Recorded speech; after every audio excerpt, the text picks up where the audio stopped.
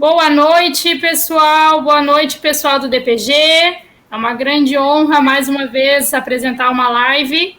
E hoje a gente tem o prazer de ter aqui conosco Guilhermo Piazessi. Isso, falei correto? Piacese. Piacese, tá bom.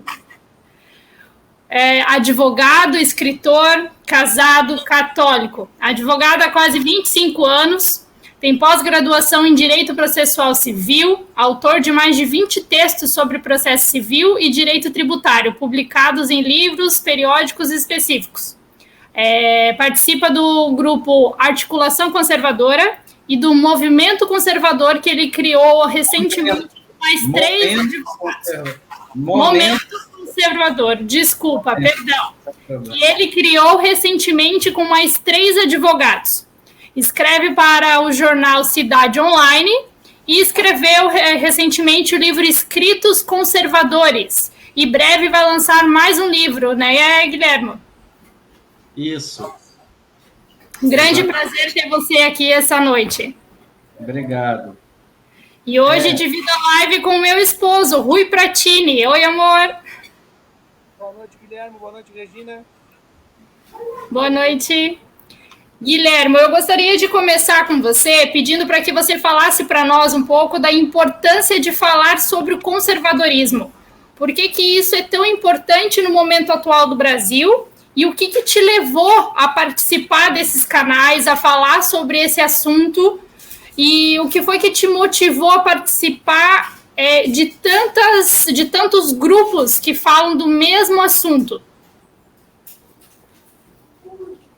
O que me motivou, Regina, foi aquele verdadeiro chamamento. Aquele chamamento, até um pouco fazendo uma associação, né, lá com o cristianismo, que a gente tem uma missão na vida. A gente não pode simplesmente viver a vida a esmo. Então, todo mundo tem que descobrir qual é a sua missão. E aí, eu sempre fui uma pessoa muito estudiosa, desde criança, na verdade. Eu aprendi a ler com 5 anos de idade. Quando eu cheguei na primeira série, eu não tinha o que fazer lá, porque eu já sabia ler, eu tinha aprendido a ler, a minha mãe me ensinou a ler. Então, eu sempre fui muito estudioso. E sempre fui meio autodidata. Mas eu sempre levei uma vida muito reclusa. Eu sempre fui muito tímido, sempre fiquei muito recluso. E a vida acabou me levando. Aí eu virei advogado.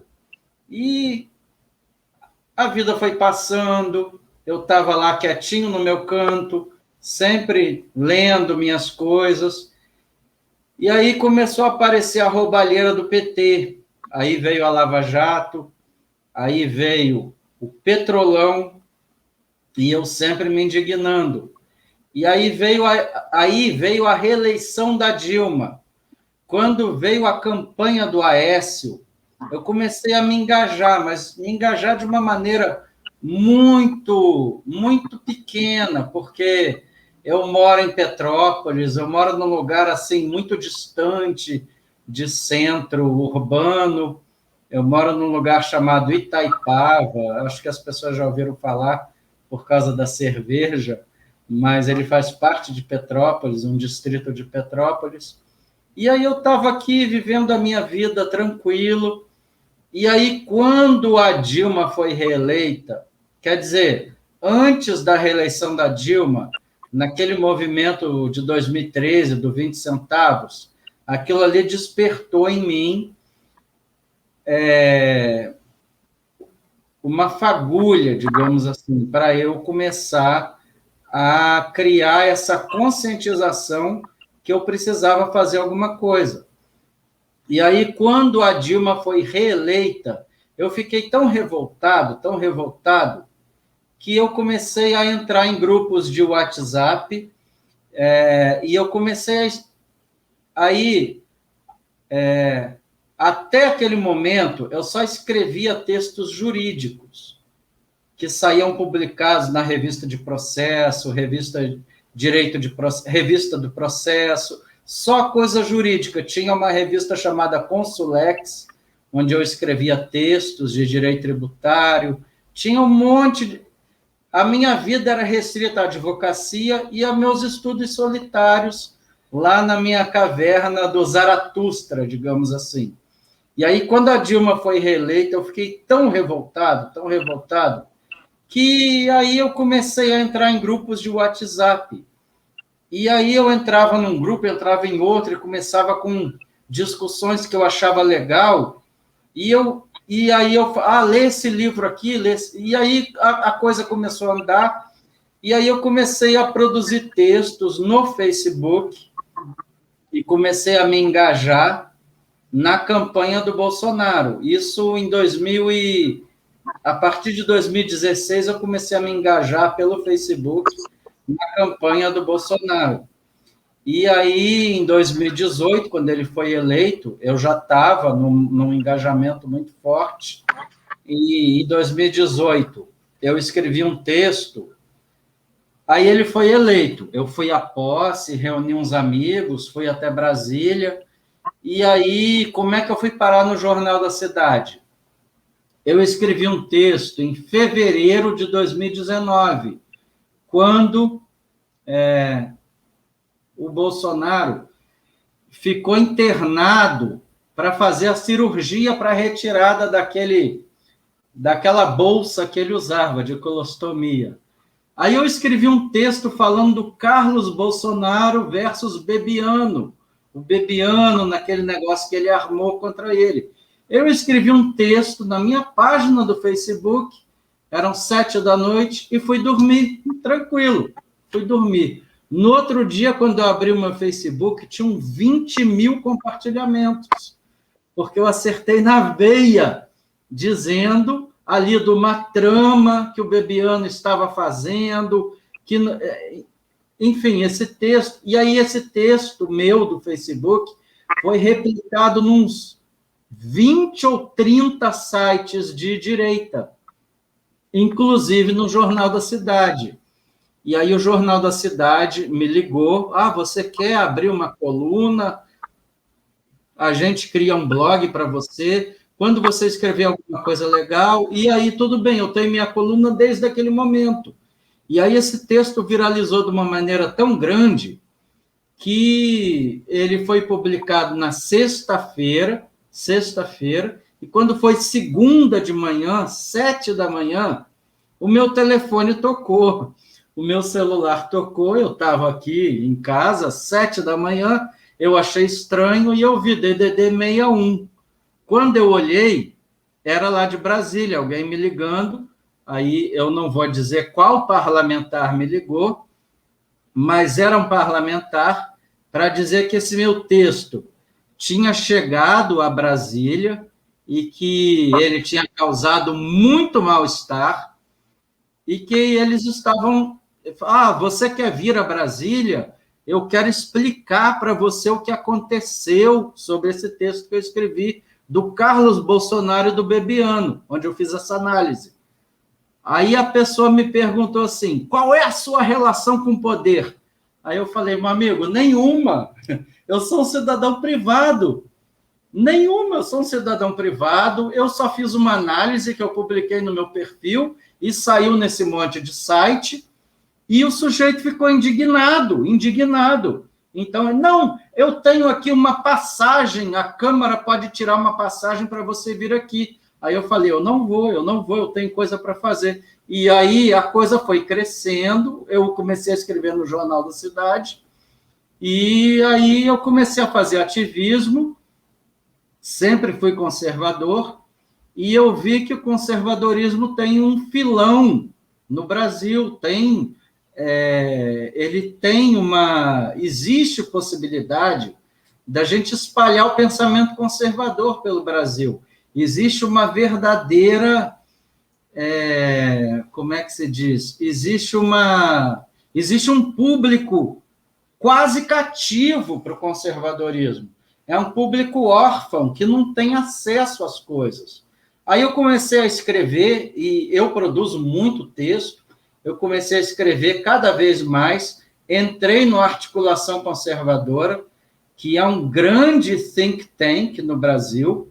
O Articulação Conservadora é um grupo maravilhoso, eles me chamaram, tomaram conhecimento dos meus textos, me chamaram para integrar o Articulação Conservadora, e aí eu comecei a escrever no Articulação Conservadora. E nós começamos a fazer live com o passar do tempo. O Articulação Conservadora que me abriu as portas, eu tenho que deixar isso claro.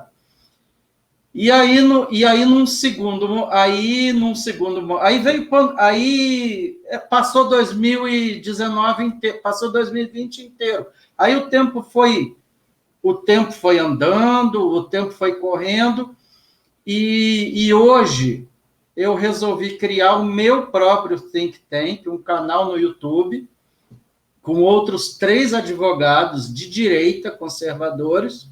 A gente já tem 13 mil inscritos no nosso canal, nesse canal conservador. A gente faz live toda segunda, quarta e sexta, e eu estou nesse ativismo. E aí, nesse meio disso tudo, veio esse livro, Escritos Conservadores, que está aqui, que são esses textos que eu venho produzindo desde a campanha eleitoral até hoje, quer dizer, até 2020, porque o último texto é de 2020, são artigos meus, reflexões profundas. Eu não vou ficar me autodepreciando aqui, os textos são importantes, sim, para o momento que a gente vive. Eu entendo que esse livro foi escrito de uma maneira quase profética, porque tudo que eu falo no livro está acontecendo hoje. É igual o Olavo de Carvalho. Então, eu costumo falar uma piadinha com quem é muito íntimo meu. Eu digo, não é só o Olavo que tem razão, Guilherme tem razão também. Eu falo isso para quem é do meu círculo íntimo. Porque hoje você vê o negócio que aconteceu da campanha da fraternidade lá da CNBB. Eu ia falar isso exatamente agora. Você profetizou isso lá nas suas páginas. Eu ando com nosso Senhor Jesus Cristo no meu peito, abençoado pelo bispo de Petrópolis. E aí, no meu livro, escrevi um texto hoje que está no Jornal da Cidade, que em 2019, que se chama A Infiltração Marxista na Igreja Católica. Então, esses textos são atemporais, iguais os do Olavo, que podem ser lidos daqui a 10, 20 anos. Esse é o objetivo do conservadorismo, que a gente precisa proteger as coisas que já existem no mundo antes da nossa chegada e que vão permanecer no mundo depois que a gente partir. Então, isso é que é ser conservador. É enxergar que o mundo é esse que existe quando a gente vem e que compete a gente melhorar o que já existe para quem vem depois da gente, as coisas permanentes que sobrevivem a nós. Então, eu estou com esse espírito, eu estou imbuído desse espírito, e eu acho que todo mundo hoje no Brasil tem que produzir alguma coisa, tem que fazer alguma coisa pelo país, porque o que a gente vive é um período histórico, um momento histórico. Eu falo no meu livro isso em muitos textos. Então, eu descobri como eu posso ajudar. Eu acho que eu deveria fazer muito mais, mas eu descobri como eu posso ajudar, que é escrevendo e falando, que eu tenho feito essas lives nesse canal do YouTube todo, praticamente dia sim, dia não, no pessoal com Articulação Conservadora, com esse livro, e já escrevi um outro livro que eu vou publicar até o meio do ano. O problema é que são produções artesanais, eu tenho que pagar do meu bolso. Eu pago, depois eu vendo, mas eu pago do meu bolso.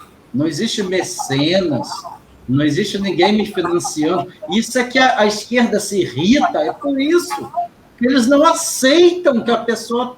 Eles sempre acham que isso é parte do Estado, alguém está bancando, ele está roubando. Não, eu pago do meu bolso. Tirar do próprio bolso.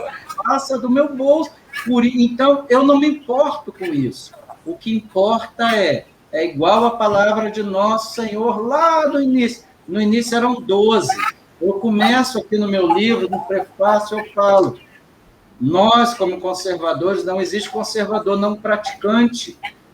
Todo mundo tem uma missão, que é espalhar o pensamento conservador na sociedade. Seja escrevendo, seja fazendo meme, seja fazendo live, essa live aqui é importante, ou seja na reunião familiar explicando por que o esquerdismo é errado, por que o conservadorismo é que vai salvar o mundo, conversando com uma criança.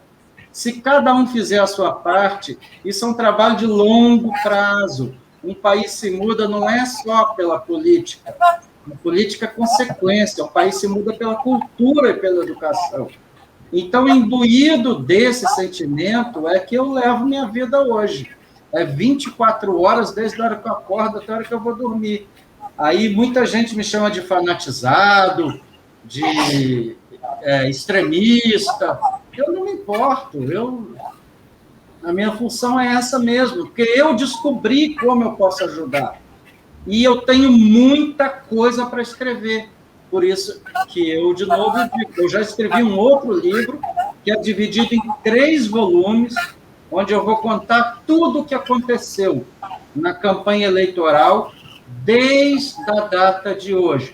O primeiro volume é separado pela campanha eleitoral de 2018 e a eleição do Bolsonaro, e como foi o governo dele.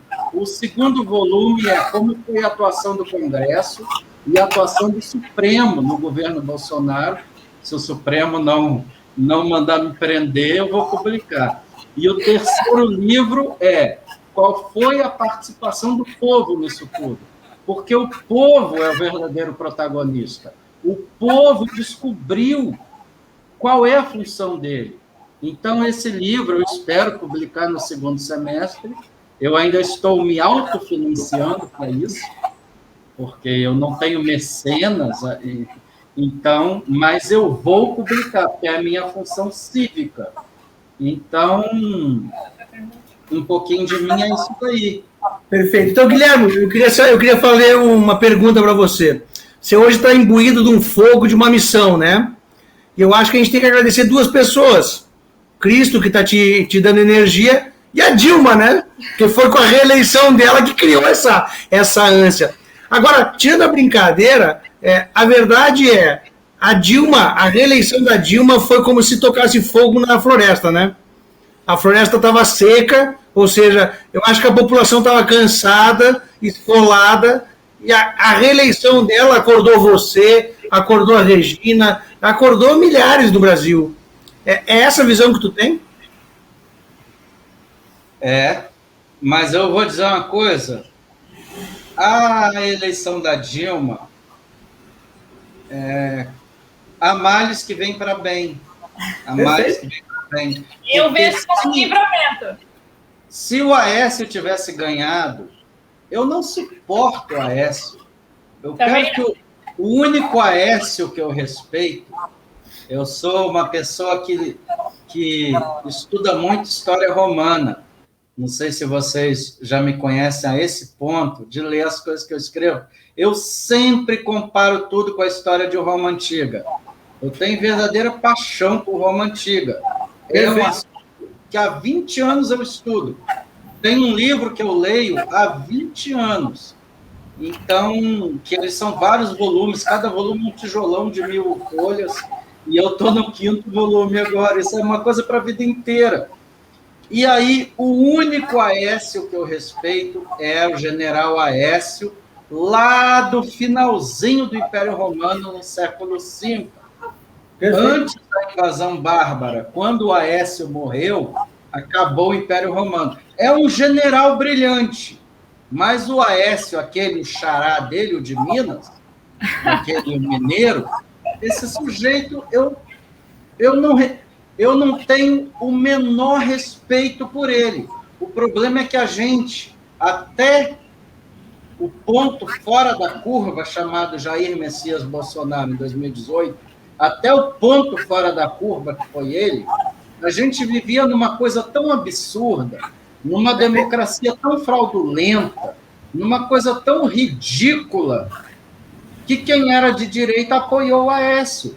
Eu, quando vim morar em Petrópolis, eu moro em Petrópolis desde 2010, 2009 ou 2010. Eu vim do Rio para Petrópolis. E quando eu vim morar em Petrópolis, eu não transferi meu título eleitoral. Então, na eleição de 2010 eu não votei, um monte de eleição eu não votei, 2006 eu não votei, tudo que era eleição eu só justificava, porque eu não transferi o meu domicílio eleitoral para Petrópolis. Aí, quando veio 2014, na reeleição da Dilma, eu fiquei de uma maneira tão indignada que eu saí de Petrópolis e fui até o Rio para votar, no primeiro e no segundo turno. Eu dirigi 160 quilômetros ida e volta para votar no primeiro turno e no segundo turno no Aécio. E eu tinha absoluta certeza que ele ganharia. Eu já participava de vários grupos de WhatsApp e tinham pessoas de lá de Brasília, de dentro lá do TSE, que me garantiram que o Aécio... Inclusive, chegou um que disse assim, o Fernando Henrique está vindo de avião para Brasília para a posse do Aécio. Pô. Aí, de repente, teve aquele negócio, caramba. Aí eu fiquei revoltado, né? Lógico, mas há males que vêm para bem, Regina. O que aconteceu foi um livramento. Foi o livramento. Se o Aécio tivesse ganhado, não teria havido Bolsonaro, não teria havido Colão, não haria havido nada. É pior, o PT estaria no poder de novo, porque o Aécio teria feito alguma... É óbvio que ele teria feito alguma coisa errada, eles iam cobrar, iam impeachment o Aécio, e na próxima eleição eles iam botar alguém do PT dizendo que, ó, viu, a direita não fez direito. Então... Ele não ia sofrer impeachment, não. Ele ia cumprir o mandato até o final, porque é a teoria das tesouras, do professor Olavo de Carvalho. Aí eu fiquei tão indignado e eu comecei a virar um ideólogo mesmo. Aí eu comecei a comparar as coisas com Zaratustra, que é uma pessoa que eu falo muito, do livro do Nietzsche.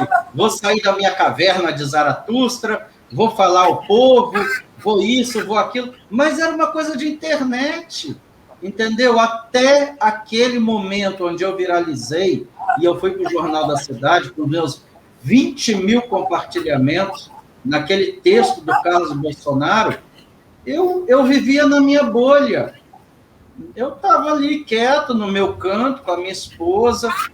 A gente vive uma vida muito reclusa. Quem é do nosso círculo sabe.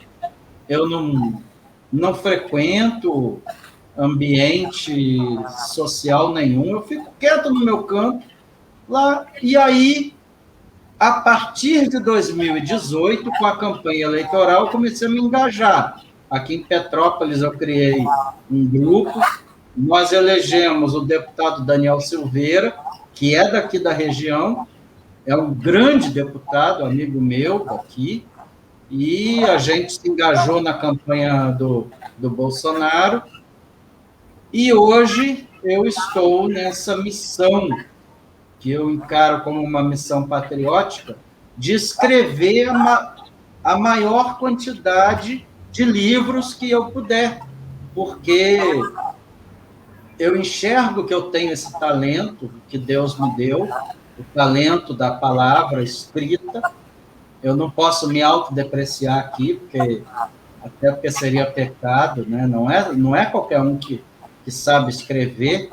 Então, eu realmente encaro como uma missão. E aí eu sou uma pessoa extremamente ideologizada mesmo. Eu sou imbuído daquele lema que o professor Olavo de Carvalho espalhou na direita brasileira e nos conservadores, que é aquele lema que vem lá de São Tomás de Aquino, idem vele, idem nole, que está lá na filosofia escolástica, que diz o seguinte: ser amigo não é só querer a mesma coisa, é rejeitar a mesma coisa. Então, você não pode ser amigo de uma pessoa que odeia o que você ama. Então, os esquerdistas, aí todo mundo tem aquele parente esquerdista, aquele amigo de infância de esquerda, aí, nossa, o que eu vou fazer? Não sei. É política de boa vizinhança, porque você não pode ser amigo de uma pessoa que odeia o que você ama, porque nós, como conservadores, se existisse um partido conservador, o nome que a gente deveria colocar no partido é o Partido de Defesa das Coisas Permanentes. Eu sempre falo sobre as coisas permanentes. O que são as coisas permanentes? São aquelas coisas que já existem antes que a gente chegue nesse planeta, antes que a gente nasça. Já existe todo aquele sistema judaico-cristão, as tradições e valores que vieram lá dos nossos antepassados. Isso já está ali, são as instituições. Além das instituições, são nossos valores e princípios morais. Isso já existe. Então, a gente precisa identificar o que pode ser melhorado, melhorar, aí sim, quando você transporta para a política, fazer projeto de lei, melhorar as coisas. E quando você morrer, aquilo vai permanecer, vai sobreviver a você. Então, isso é ser conservador, é pensar na geração que ainda vai nascer depois de você. Porque existe coisa que está sempre numa eterna decadência. Então, as coisas estão sempre na decadência, sempre. Sempre o mundo está na decadência. E nós, como conservadores, precisamos trabalhar pela preservação das coisas antes que elas entrem em decadência. Então, mas é uma coisa muito idealista. Sim, é lógico que é idealista. Tem que ser ideologizado mesmo. Então, cada um na sua função. A minha, eu adotei para mim este critério. Como o professor Olavo de Carvalho fala, não existe conservador que não seja praticante. Não é? Não existe. Agora, não é qualquer um sair por aí pelo mundo falando besteira, porque tem muita gente que fala besteira na internet. A gente tem que se preparar. Eu me sinto preparado, sem falsa modéstia. Eu fiquei 20 anos estudando. Eu tenho 46 anos. Eu vou fazer 47 em março. Eu fiquei mais de 20 anos estudando. Eu não fui sempre um conservador. Eu já tive o pezinho na esquerda ali, como qualquer brasileiro da minha geração teve. Mas eu sempre li muito.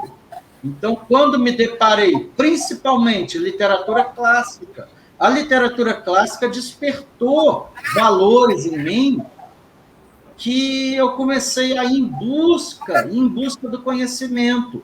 E aí tudo veio, a política, aí veio aquele movimento de 20 centavos, antes já tinha vindo Lava Jato, Lava Jato não, Mensalão, não é aquele negócio do Roberto Jefferson na CPI, falando para o José Dirceu, tudo aquilo ali eu estava só assistindo.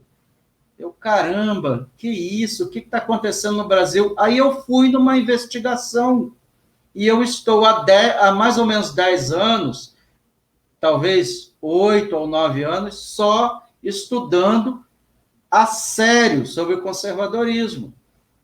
E aí eu abracei essa missão de vida mesmo, para mim, de espalhar o pensamento conservador pela sociedade, porque eu estou convencido que o conservadorismo é que vai salvar o mundo, que o mundo está sempre numa decadência, e que compete a nós, conservadores, trabalharem pela preservação do que a gente ama, porque se a gente não fizer nada, eles vão ganhar terreno, eles vão ganhar território. E falando em conservadorismo, preservação, história e profecias de Guilhermo, o que dizer sobre a campanha da fraternidade, que é o assunto do dia de hoje, né?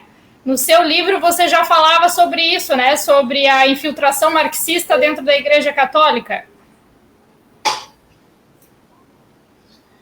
Ô, Regina, esse assunto, para mim, é muito um assunto muito tormentoso, porque eu sou católico, eu reconheço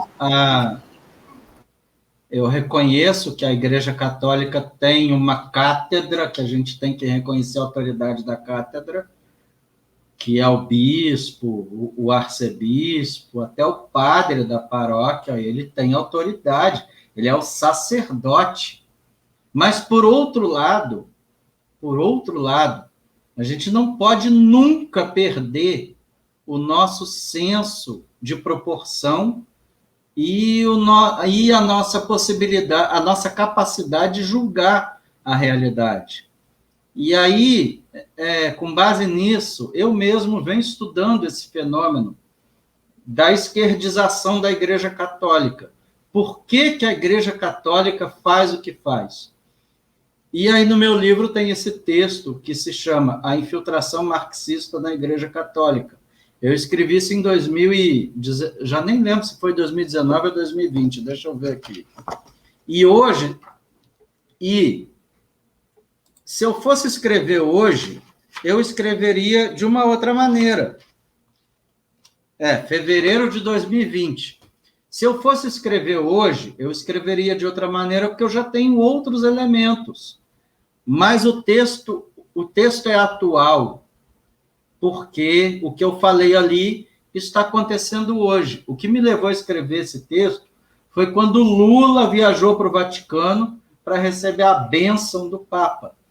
E aí eu fiz essa reflexão para dizer da infiltração marxista na Igreja Católica. O que eu disse, basicamente? Eu disse o seguinte, isso tudo passa pelo comunismo. Tudo isso passa pelo comunismo.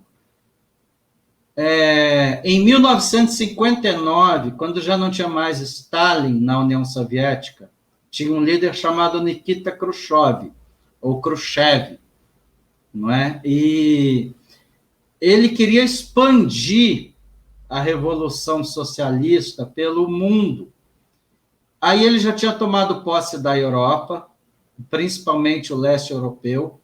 Ele já tinha chegado na Ásia, pelo Vietnã, Coreia, e ele já tinha chegado até na África do Norte, Argélia, um monte de países africanos, mas eles não tinham conseguido chegar nas Américas, com exceção de Cuba. Aí teve a Revolução Cubana.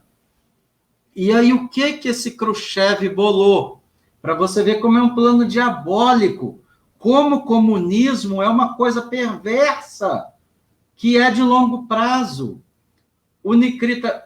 Esse Nikita Khrushchev, ele chegou à conclusão que, para o comunismo dar certo aqui nas Américas, deveria primeiro ser implodida a influência da Igreja nos países, porque a nossa tradição cristã é muito forte, mesmo católica ou evangélica, não importa.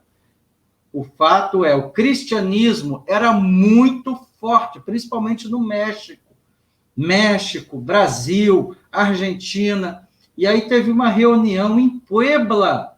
Olha como é o simbolismo. Puebla é uma cidade no México, onde teve agora a reunião do Foro de São Paulo, que foi em Puebla, e virou o nome Grupo de Puebla. Olha o simbolismo, mas isso é uma outra história. Aí, em 1959, teve essa reunião na cidade de Puebla, e o Nikita Khrushchev chegou à conclusão que, para eles conseguirem chegar na América Latina, eles precisariam enfraquecer o cristianismo. E aí começou a tal da teologia da libertação. Eles inventaram isso. Demorou 10 anos para ser implementado. Aí veio o Leonardo Boff, veio o Frei Beto, mas antes disso, em 64, veio a Revolução aqui no Brasil, o golpe militar, que chamam de golpe militar, eu não vou nem dizer do que eu chamo, mas aí veio em 64, começou o regime militar no Brasil, em 69, 10 anos depois, Você vê como o comunista pensa no longo prazo. Eles começaram com esse negócio de teologia da libertação. Então, eles começaram a infiltrar pessoas lá dentro do seio da Igreja Católica. Eles começaram a formar sacerdotes, porque é muito mais fácil você enfraquecer alguma coisa de dentro para fora. Porque não adianta, já estava provado que na base da força, a população, você pode até tomar posse do sistema, você pode tomar posse, você pode tomar o poder à força, você pode comprar o poder e pode tomar posse do poder, você pode comprar, mas você não pode comprar o povo, você não pode comprar a consciência do povo. E aí a gente chega no coronavírus, mas isso é uma outra história.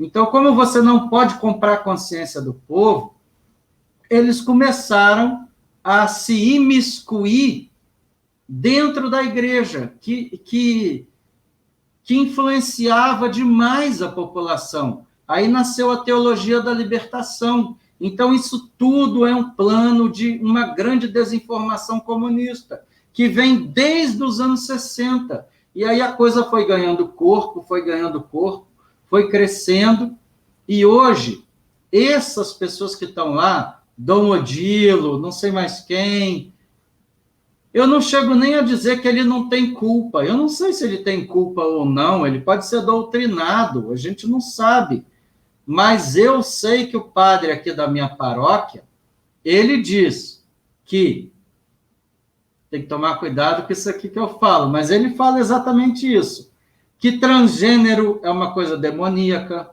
que é contra a lei de Deus, que aborto é contra a lei de Deus. Então, isso são os dogmas da igreja, que vêm desde a Idade Média.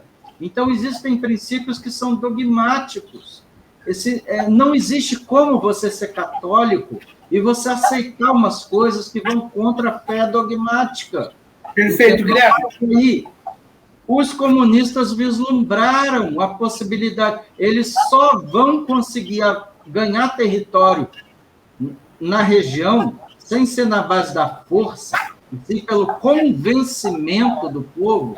Eles precisam primeiro criar confusão mental para dizer, mas então a igreja aceita todo mundo, então todo mundo é filho de Deus. Lógico que todo mundo é filho de Deus, é óbvio, isso aí não precisaria aparecer num texto base da campanha da fraternidade o nome da Marielle, ou LGBT, agenda, ideologia de gênero. É óbvio. Eu até usei o seguinte exemplo com a minha esposa hoje. É igual você fazer uma lei dizendo assim, o seguinte, o negro tem direito de dirigir carro. Alguém vai ser contra? É óbvio que não. Porque ele tem direito de dirigir. Ele é cidadão, então é a mesma coisa. Quando o texto base da campanha da fraternidade diz que a ideologia de gênero, todo mundo é filho de Deus, todo mundo é paz e amor, é Jesus, é óbvio, mas o negócio é para marcar posição. Então, claro, mas você marca posição em alguma coisa, você está jogando no inconsciente coletivo. Então, isso tudo é um grande plano que vem desde os anos 60. E aí eu digo às pessoas que acham que não existe comunismo, que chamam a gente de teórico da conspiração, que dizem que a gente usa chapéu de alumínio. Eu prefiro ficar na minha bolha, eu prefiro dizer que eu sou teórico da conspiração, porque eu sei que isso é uma agenda. Eu sei que o comunismo se camufla. Eu sei que hoje o comunismo ele virou inclusive ecologia. A ecologia hoje nada mais é do que o comunismo do século XXI. Então esses caras não vão parar nunca. Eles não vão parar nunca. E por isso que a gente não pode arrefecer. A gente não pode desistir da nossa militância. A gente não pode desistir da nossa ideologização, porque eles não vão parar, eles precisam pelo menos de um adversário à altura. Então... Perfeito, Guilherme. Me diga uma coisa, você acha que antes dessa campanha aqui, eu acompanho, por exemplo, o Papa, eu acho que esse Papa é o Papa mais descolado, e não descolado de uma maneira boa, descolado eu quero dizer afastado dos dogmas da igreja, porque esse cara, ele gosta de beijar pé de ditador, e assim, por exemplo, chegou ao cúmulo do aborto ser legalizado na Argentina, e o cara é argentino, e hoje ele fez, essa semana, acho que ele fez um pronunciamento bem leve, assim, ou seja, tu não acha que o Papa foi a tomada do poder da igreja, esse Papa? Pô, que pergunta, Rui. Aí você vai me botar numa saia justa. Eu não sei. Só um pouquinho. Ô, Marcelão, essa foi para ti, tá? Eu não sei. Eu ainda respeito muito a autoridade da igreja. Eu só acho o seguinte, independentemente de Papa, independentemente de... A igreja já teve como Papa o Borgia. Não sei se vocês conhecem a história do Borgia. Aí uns vão dizer, mas isso era na Idade Média, lá na Itália do século XV. Não importa, o ser humano é o mesmo. O ser humano é o mesmo. Nossos antepassados romanos, lá do século I, ou do século II, o ser humano é o mesmo. O homem é o mesmo, com as suas idiosincrasias, com o mesmo complô palaciano, com a mesma luta pelo poder. A única diferença é que hoje a gente tem luz elétrica, hoje a gente tem internet, hoje a gente usa petróleo, e eles não usavam. Então, esse negócio de dizer, mas isso foi na Idade Média, mas qual a diferença? O ser humano é o mesmo. Então, se hoje tem alguma má-fé no Papa, já teve no Borgia, já teve em um monte de Papa. Então, o que eu digo, Rui, é o seguinte sobre o Papa.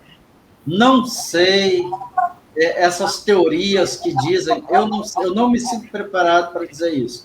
Eu digo o seguinte, a Igreja Católica existe há 1.700 anos, ela sempre foi atacada, ela não vai cair, não vai ser esse Papa que vai derrubar a Igreja, não vai ser esses ataques da esquerda. Isso daí faz parte, isso só nos fortalece. O que a gente tem que fazer é criar conscientização geral. Eu, aqui no meu trabalho de formiguinha, eu não sou Bernardo Kister, o trabalho que eu faço não é esse, específico sobre catolicismo, mas já que vocês estão falando, eu vou aqui falar sobre o assunto. Nem era isso que eu ia falar, mas tudo bem, não me preparei. Mas a minha posição é essa. Não é isso que vai fazer com que a gente se divida.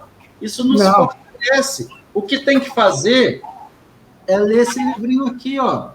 Perfeito. A Imitação de Cristo. Isso aqui é um livro que foi escrito no século XIV por um padre. E ele praticamente interpretou a Bíblia e fez esse livrinho que virou domínio público. E eu até cito no meu livro, quem me segue, já teve uma pessoa aqui muito querida que vocês ouviram, o Eduardo Vieira, meu amigo, o Edu Vieira, o Eduardo, sou fã dele, ele sabe disso.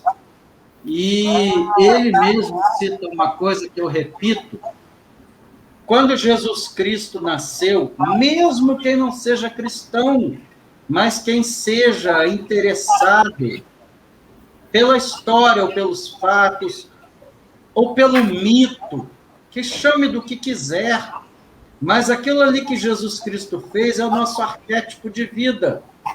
Se você tentar imitar aquilo ali que ele fez, é a vida ideal do ser humano. Então, eu pauto a minha vida nesse ponto. Eu não quero saber se Papa é isso, se Papa é aquilo. Eu tento levar a minha vida com base na imitação de Cristo. nas minhas imperfeições, nas coisas que eu não consigo fazer e que eu sempre me reconheço como um pecador e sempre na minha humildade, porque eu tenho muito para aprender, eu tenho muito para fazer, eu nunca vou estar satisfeito com as coisas que eu faço, como nosso Senhor Jesus Cristo. Então, é isso que eu levo na minha vida. Agora, eu reconheço também a autoridade da igreja. A igreja, se eu posso falar alguma coisa, esse Papa, ele é um ser humano. A igreja vai além. Aí é o que eu falo das coisas permanentes. Está aí um exemplo claro de uma coisa permanente. Uma coisa que já existe antes da gente, que a gente tem que preservar para gerações futuras, que vão permanecer, que vão sobreviver a nós, que Perfeito. é o papado, o trono de Pedro, ele está ali eternamente. Quem vai passar por ele são seres humanos impuros, muitos deles impuros, muitos deles imperfeitos. Agora, quem é o Papa? Se o Papa é isso, o Papa é aquilo, não sei como é que é. Já me mandaram uma teoria que a igreja vai acabar, que ele é o antipapa, ou anti não sei o quê. Eu não acredito em nada disso. Eu acredito que a igreja, infelizmente, ela sofre uma infiltração marxista tão grande que ela está sendo vítima. Ela está sendo vítima do ataque esquerdista, que é um ataque. Isso aí é a dominação do mal. A gente não pode permitir.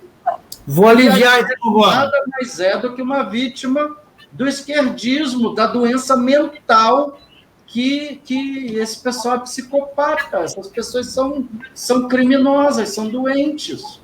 Perfeito. Na política, em tudo que é lugar.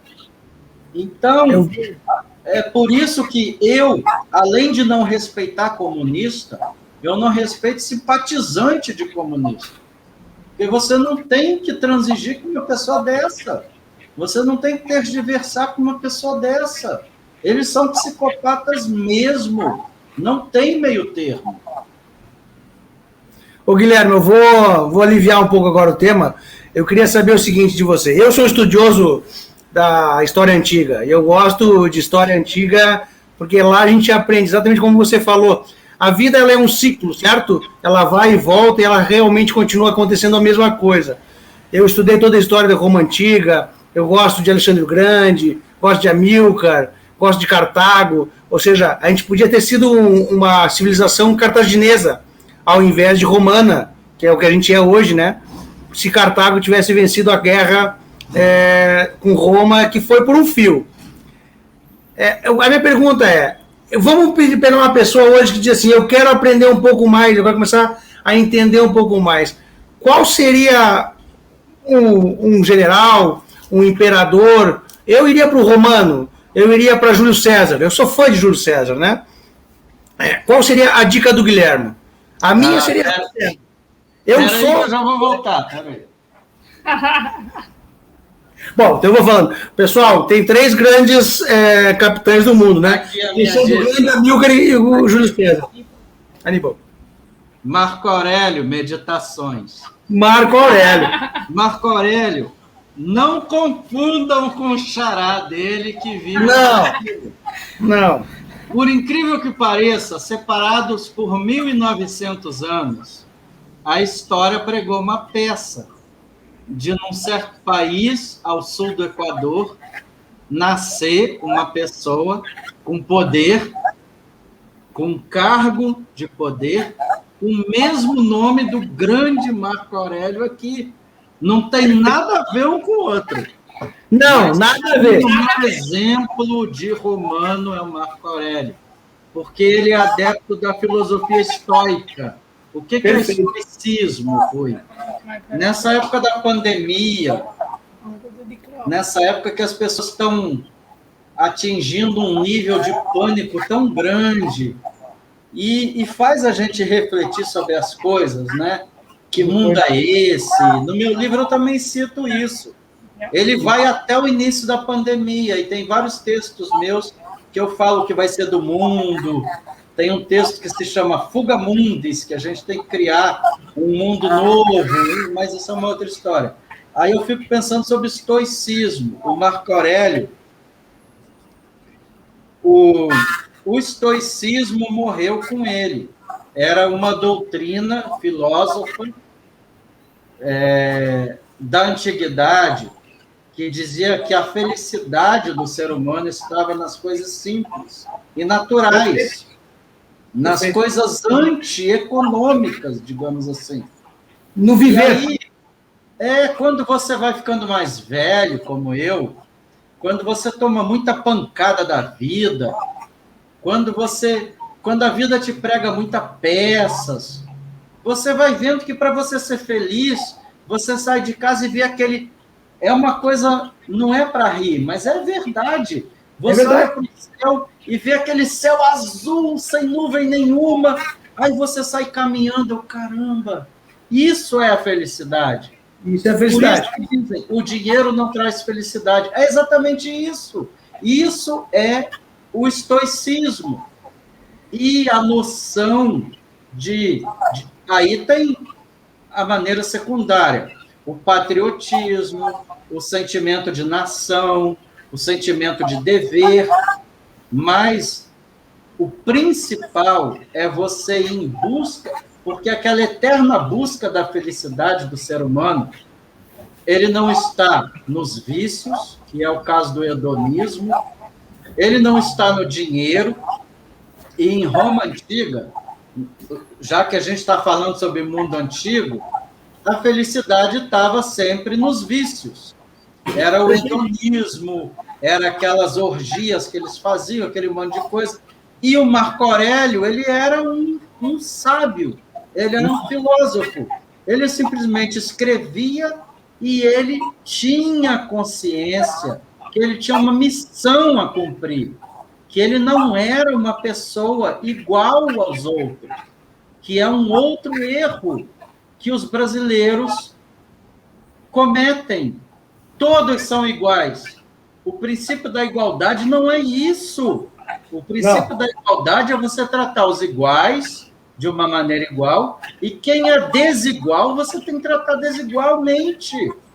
Você não é igual a uma pessoa que é de uma outra camada social ou de uma outra posição. Não é. Você tem que saber identificar qual é o seu igual e qual é o seu desigual. E aí, de novo, é aquela frase que o professor Olavo de Carvalho popularizou. Idem vele, idem nole. No nosso caso, de conservador, amigo é aquele que quer as mesmas coisas, mas que rejeita as mesmas coisas. Ô, Guilherme. E aí, esse livro do Marco Aurélio, então, o exemplo de romano é esse. Não é Júlio César, porque Júlio César era um tirano. Júlio César acabou com a República, ele matou a República Romana, que durou 600 anos. Eu reconheço que ele era um gênio militar. Eu tenho aquele livro De Bellum Tivoli, A Guerra Civil, mas eu acho que ele foi um tirano, ele não foi um sábio, mas as circunstâncias... Se a gente quiser fazer uma live só de Roma Antiga, eu falo 2, 3 horas. Eu falo uns 10 minutinhos. Roma acabou com Marco Aurélio. Roma acabou com Marco Aurélio. Só decadência. Mas assim, você falou ali que nós não somos todos iguais. Essa é uma frase tão verdadeira, que até os próprios comunistas falam, né? Que uns são mais iguais que os outros, né? No caso do... Exatamente. Então, assim, essa frase é uma frase tão verdadeira que os dois lados conseguem convergir para concordar, né? Não, eu concordo com você, Júlio César foi um tirano, mas a gente pode fazer uma live de 3 horas falando só de Júlio César. Eu adoro o Roma Antigo. Ele foi um sábio de diversas maneiras, né? Por exemplo, ele ajustou o calendário, ele tem várias contribuições, mas a tirania dele também foi gigante. Falando em tirania, eu vou parar de falar e deixar a Regina fazer uma pergunta. Falando em tirania, o que dizer hoje do nosso pequeno tirano de São Paulo, o rapazinho das calças apertadas? Eu adoro falar sobre isso. A cria de tirano que tem ali. Eu adoro falar sobre o Dória. Eu já escrevi tanto sobre o Dória no Jornal da Cidade. Guilhermo, só vamos prestar homenagem para ele, né? Porque eu fiquei sabendo que ele gosta do nome completo, entendeu? Agripino. Isso, Agripino, né? Peraí, já volto, pessoal, rapidinho. Fala para nós mais do Marco Aurélio. Marco Aurélio, ele governou Roma num período de paz. Essa foi a grande diferença, né? Então, Júlio César, ele governou Roma num momento de que a República estava se esvaindo, a República estava caindo. Devido a esses embates, ele acabou tomando o poder. Júlio César tem uma parte tirânica muito grande, muito, muito forte, porque realmente ele foi um cara com a mão de ferro.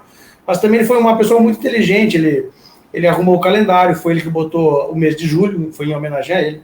Ele regulou estradas, ele fez muitos avanços na matemática, e sim, a parte tirânica dele foi exatamente porque ele teve que pegar um Senado que estava podre. Então, assim, agora a gente pode até, quando o Guilherme voltar, vamos jogar essa bomba para ele. Fazer um... Ele foi o pai da civilização moderna. Exatamente isso, como diz o Mauro, o Júlio César foi o pai da civilização moderna. Ou seja, Marco Aurélio conseguiu ter esse deslumbre, esse vislumbre da cidade, ele conseguiu governar por um período tranquilo, baseado na luta anterior, entendeu? Então, assim, a gente pode fazer um comparativo, por exemplo, o Bolsonaro está apanhando muito agora, e se ele fosse tirano como o Júlio César, se fosse naquela época, mandava matar o Senado, fazia um escabro e resolvia a cidade, né? Claro que aí no final vai ter o quê? Vai ter o Brutus, que é o filho dele adotivo, que ele salvou e transformou em quem era. Ele foi esfaqueado pelo próprio Brutus. Ô, Guilherme, olha só. Desculpa. Vou te jogar uma bomba para a gente marcar uma próxima live. Você não acha que dá para a gente fazer uma correlação de Bolsonaro com Júlio César? Mas veja, um minuto antes de ter um surto psicótico. Bolsonaro e Júlio César estão vivendo momentos parecidos, onde um momento de uma república em um estado apodrecido, onde eles precisam tomar a mão e resolver. Júlio César, naquela época, resolveu com o quê? Ele tinha o maior exército e era o melhor general, tomou conta e, ditador, certo? Tirano. O Bolsonaro, pelo momento e pelo respeito à democracia, ele sabe que se ele tomar o STF, por exemplo, vai acabar gerando um transtorno muito maior para o país. Então ele trabalha hoje num outro momento. A gente poderia fazer uma correlação rapidinho assim, você concorda ou não concorda, e a gente pode fazer uma outra live sobre isso, que são momentos parecidos. O Senado antigamente era podre, aqui a gente tem um S também podre. Os momentos são parecidos, Rui, eu só acho que os personagens... Não, isso eu falei. Deixa eu falar então. Claro. No meu livro que eu já escrevi, que eu ainda vou lançar, eu tenho um texto que eu faço uma comparação exatamente sobre isso. Eu sempre comparo com aspectos históricos. E o Júlio César, ele não tem... Se a gente fosse transportar para o conservadorismo, ele não tem nada de conservadorismo, porque ele tinha um espírito revolucionário. Ele queria acabar com a República, ele queria tirar aquela elite, a aristocracia, que estava há 500 anos controlando Roma, e queria criar um novo sistema. E, para isso, ele tinha que exterminar e tinha que mudar logo, não é no longo prazo, é fazer e fazer logo. Isso não é. Isso aí é um espírito revolucionário, é o embrião. Tanto que ele inventou a máfia. Foi ele que inventou a máfia. Lá o embrião da máfia italiana veio lá do bairro da Subura, que era em Roma, que tem uma série Subura. Vocês assistem Subura na Netflix? Quando a Netflix estreou aquela série Subura, primeiro foi um filme, a hora que eu vi escrito, caramba, isso daí tem a ver com Roma Antiga, porque é o princípio da máfia. Mas isso é uma outra história. O que eu estava dizendo? Que o Júlio César, em comparação com o Bolsonaro, se eu fosse comparar com alguém, se é que pode comparar, eu compararia com Sila, que é 30 anos antes do Júlio César. Quem foi Sila? Lúcio Cornélio Sila. Ele foi um aristocrata que ele instaurou um regime de terror em Roma. Quando a República já estava no final, ele virou ditador vitalício, ele instaurou um regime de terror e começou a perseguir as pessoas. Mas ele queria restaurar os valores que Roma tinha perdido. Foi o jeito, no mundo antigo, de se resolver as coisas. Perfeito. E ele tinha uma coisa muito engraçada, que você vai associar com Brasília de hoje. O que Sila fazia? Tá até nesse meu livro. Isso já está um texto aqui. Ele pregava no fórum, no poste do fórum, ele pregava uma lista de proscritos. Assim, uma vez por semana, ele fez uma limpeza étnica em Roma. Ele pregava uma lista num poste de pessoas cujas famílias tinham atentado contra o Estado. E aí ele dizia, olha, vocês têm 48 horas para ir embora de Roma, senão vão ser mortos. E a pessoa saía com a roupa do corpo e ia embora, senão ia ser morta. E quem não obedecia, ele realmente mandava matar. Então, a população ficava com aquela ansiedade quando ia colar a lista de proscrito, eles ficavam ali esperando para ver se o nome dele ia estar na lista. Aí, meu Deus, eu estou na lista, não estou na lista. E aí diz a história, Rui, Júlio César, na época, era um adolescente, Sila tinha lá seus 50 anos, e Júlio César tinha 16 ou 17. E o Sila era apaixonado pela mãe do Júlio César, pela Aurélia. Aurélia, olha que nome lindo, Aurélia. E ele iria colocar o nome do César na lista de proscritos. E aí, por intervenção da mãe, ele abriu mão. E, na época, estava acontecendo uma guerra civil entre Sila e Caio Mário. Caio Mário foi um grande general que reformulou todo o exército romano. O exército romano, até Caio Mário, era feito por cidadãos. Ele militarizou, profissionalizou, disse que seria um exército permanente. Ele começou a dar terra, começou a dar cidadania. Então, ele profissionalizou o exército. E ele foi eleito cônsul 7 vezes. Era uma coisa que nunca tinha havido em Roma, porque não existia reeleição. Então, aí a República começou a cair com Caio Mário, porque virou uma coisa, é exatamente o cenário do Brasil. Perfeito. Então, é por isso que eu digo que é sempre, o ser humano é o mesmo, a história se repete, o que muda são os períodos históricos. E aí Caio Mário virou inimigo do Sila, que queria restaurar, parar com isso. Só que como é que ele vai parar? O Caio Mário era o general, o grande general, que tinha sido cônsul muitas vezes e tinha o apoio do povo. Aí o Sila instaurou o regime de terror. E o Caio Mário era casado com a Júlia, que era tia do Júlio César. Ela era tia-avó do Júlio César. Tanto que ela se chamava Júlia. Aí, quando a mãe do Júlio César, Aurélia, foi interceder com Sila para que ele não colocasse o nome do filho na lista de proscritos, o Sila falou para ela, olha, eu vejo no seu filho vários Mários. Essa frase entrou para a história. Eu vejo no seu filho vários Mários. Ou seja, a ambição pelo poder de Júlio César era muito maior do que a de Caio Mário, que tinha sido eleito cônsul 7 vezes, mas ele tinha sido eleito. O Júlio César obrigou o Senado a escolhê-lo como ditador vitalício. Por isso que ele foi morto. Ditador vitalício. Era um título que não ia durar nunca. E os romanos não aceitavam isso.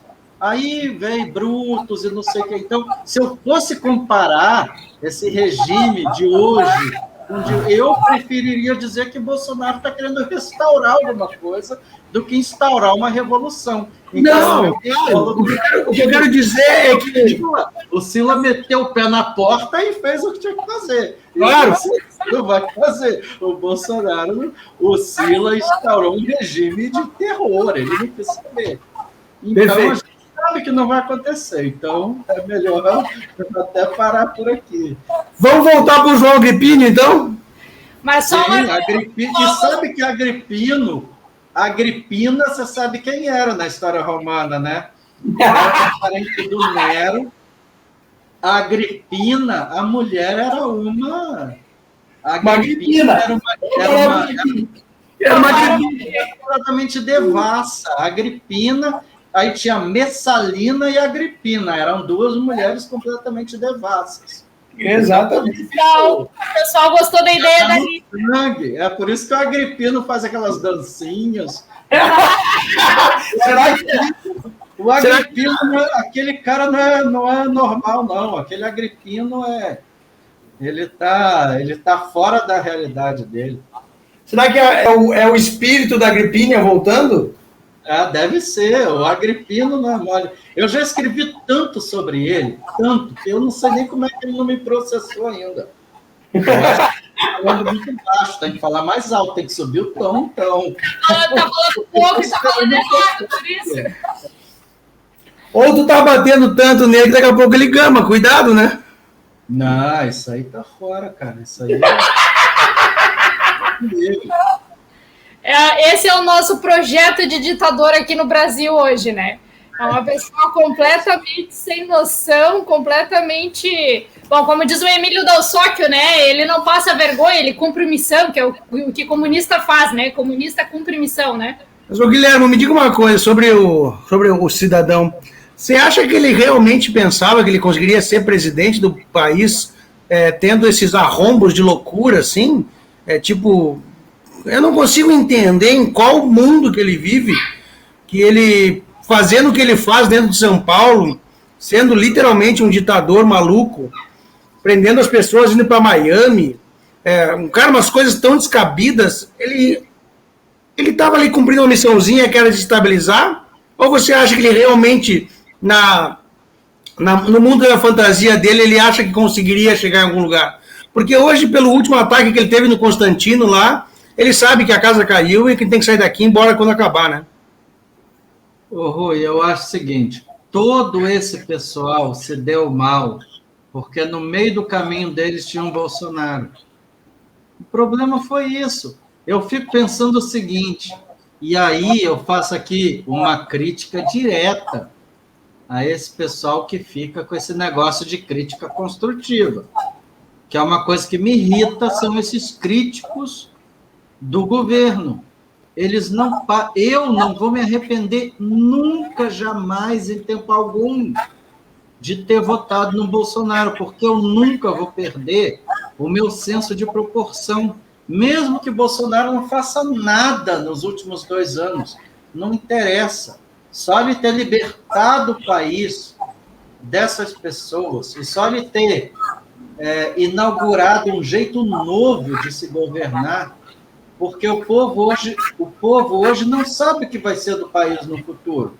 Não. Ele só sabe que ele não quer voltar, ele sabe qual país que ele não quer voltar. Ele não aceita mais esse país que existia antes do Bolsonaro. Então, se daqui a 20, 30 anos a gente puder colocar numa lista o que foi, a gente vai colocar A, B e DB, antes do Bolsonaro, depois do Bolsonaro. Acabou, o país era um até 1º de janeiro de 2019 e era outro hoje. Acabou. Não. Quem não enxerga isso é uma pessoa que perdeu o senso de proporção das coisas. E ela vive numa realidade paralela. Aí eu fico vendo esse pessoal, Bolsonaro abandonou a pauta conservadora. Pô, quem fala isso está completamente enganado.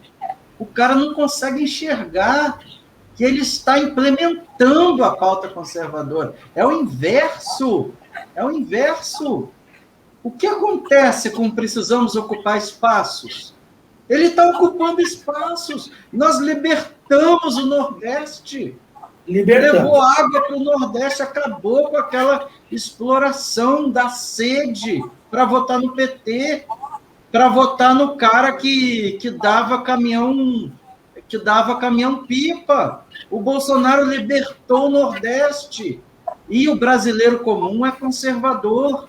Se você for lá no interior do Nordeste, lá no interior do Rio Grande do Sul, e qualquer lugar no interior do Brasil, e perguntar o que você quer do governo, o que você espera do país, ele vai dar respostas que são eminentemente conservadoras. Eu quero um governo que não me atrapalhe, eu quero criar minha família com base em valores tradicionais que eu trago, eu quero ir para o meu culto domingo, ou para a missa domingo, eu quero ter minha família e quero que o governo não me encha o saco. Eu quero trabalhar e ganhar dinheiro. Isso é conservadorismo. Ele não precisa ler Roger Scruton, ele não precisa citar Edmund Burke, ele não precisa ser do Koff, do Olavo de Carvalho, porque conservadorismo não é uma ideologia. Conservadorismo são princípios que você traz dentro de si mesmo. São valores morais. Valores morais. A esquerda é que relativiza o moralismo. Nós hoje vivemos na era do relativismo. Hoje tudo depende. Não sei o que mais. Sabe quando o sujeito coloca o mais no final? Ele está relativizando. Ou você é ou não é. E eu, que sou da área de direito, é a área clássica do relativismo. Tem gente que quer relativizar até a coisa julgada. Mesmo depois que o processo acaba, você pode dar entrada de novo num outro. É a relativização. Então, nós vivemos na era do relativismo e da falta de senso de proporção. Eu sou contra o homicídio, mas o Bolsonaro mereceu a facada. E, eu sou contra, mas eu sou a favor da liberdade de expressão, mas o que você fala, isso tudo é relativização, e quem provoca isso é a esquerda. Então, a gente não pode nunca perder os nossos valores, e a gente não pode nunca embarcar na relativização, no relativismo, e perder o senso de proporção. Isso é muito fácil, com Rede Globo, com uma mídia canalha, eles fazem esse trabalho proposital. Então, eu sempre bato nessa tecla. Eu, lá, quando escrevo no jornal, não percamos o nosso senso de proporção, não percamos a nossa bússola moral. A moral nada mais é do que isso. Eu até escrevi um texto, não sei se foi ontem ou hoje, que na revolução semântica que a esquerda faz, né, de ficar sempre mudando o sentido das palavras, para dizer, se alguém te chamar de moralista, você não tem que se ofender. Ele está te dando um elogio.